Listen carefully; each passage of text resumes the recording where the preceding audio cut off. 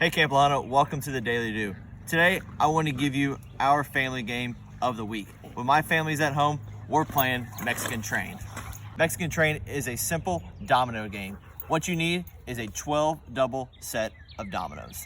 Basic gameplay, you're gonna throw out all the dominoes face down, mix them all up. Depending on how many people will determine how many dominoes you take. We've played this game up with 10 people before. It's completely up to you with your whole family, but it's a great time between everybody. Once you get all your dominoes, you're gonna set them up. You don't want anybody to see them. And the objective is for you to be able to get rid of your dominoes first. It's a game that involves luck, some skill, but the whole time is a lot of fun.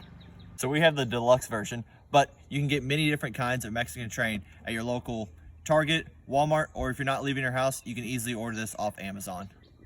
For detailed rules, please go onto our website under our news section at www.lahunta.com. Have fun out there. Mexican Train, it's what we're playing at home.